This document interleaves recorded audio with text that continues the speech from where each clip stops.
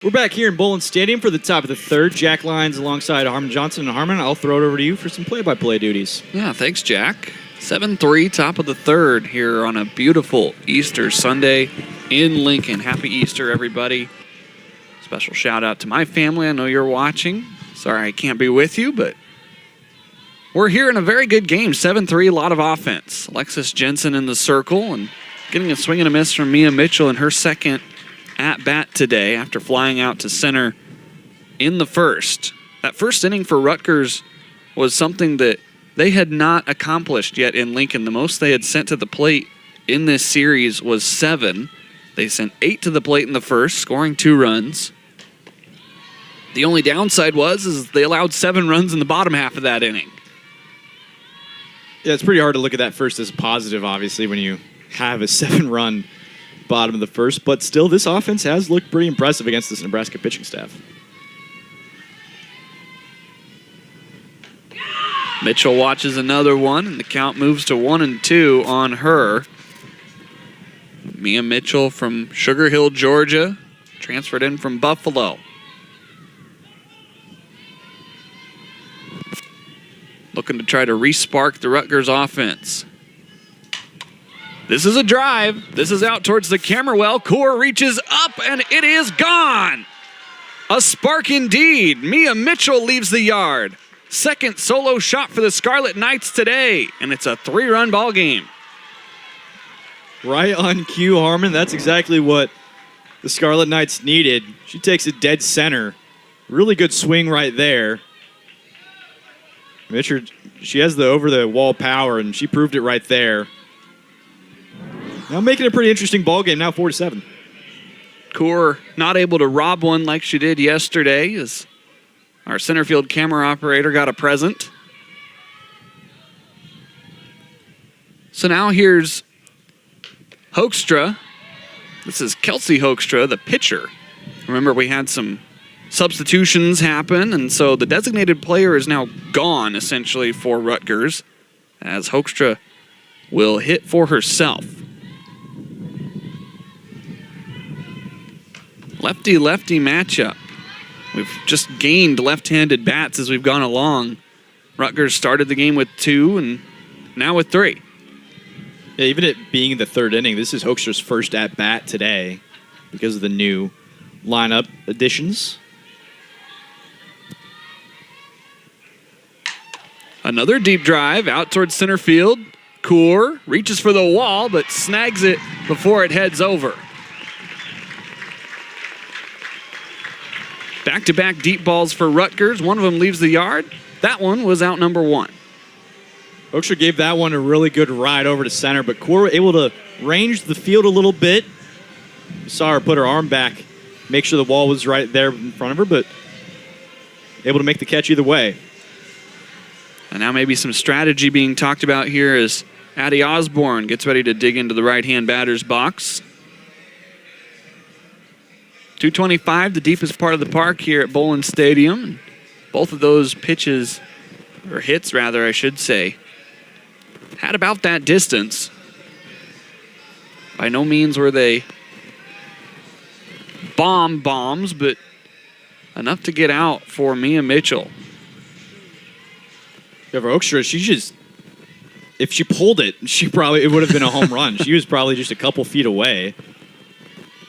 But really good contact so far for Rutgers to start off this inning. That's what you want to see if you are a fan of the Scarlet Knights. You want to see really good contact, especially against the quality of pitcher like Jensen. Jensen, she has really good swing and miss things, but she can give up the long ball. That is a big issue. We saw that in the latter half of game number 2 yesterday. After Jensen really kind of worked through the lineup once and got the strikeout numbers, and Rutgers started to figure her out and actually scored a couple of runs off of her in the 7th before Jordy Fromm came in and shut the door. You got to imagine this is a lot of these players like 4th or maybe even 5th time seeing her going back to yesterday.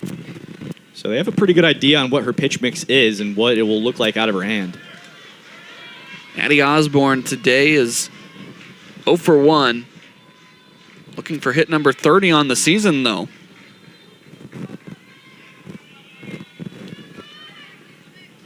Rutgers 4 runs on 4 hits. 2-1, bottom falls out of it. So now 3 balls and a strike. You don't want Jensen to walk anybody if you're Nebraska. That last pitch, Jensen was really hoping for a swing and miss there. The off speed. Osborne wasn't biting. 3-1, loses her. Osborne will trot down to first. That's walk number 20 this year. Jensen very good at walk to strikeout ratio. Came into the game with 18 walks and 141 strikeouts, but those are things that can hurt you, especially with Jensen, who throws a lot of strikes, also giving up a lot of home runs.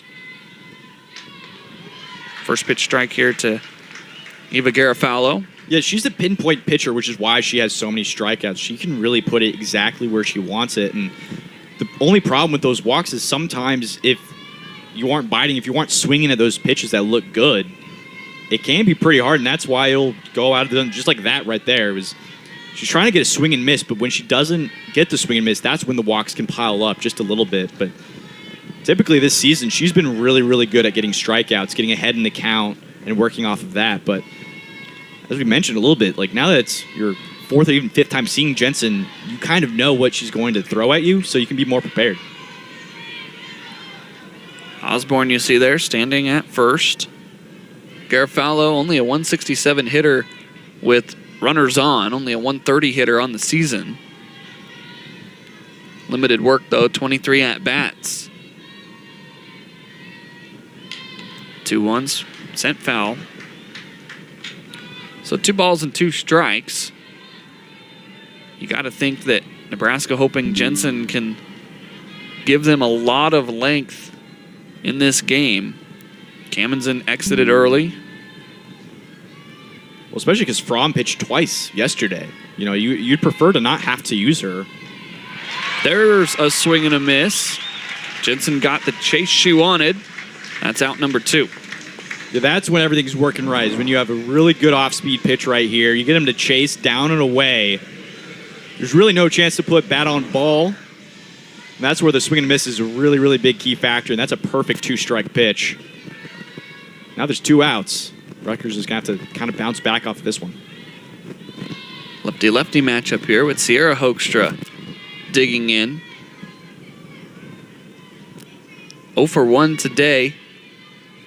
That ground out to Kamenzen to end the first.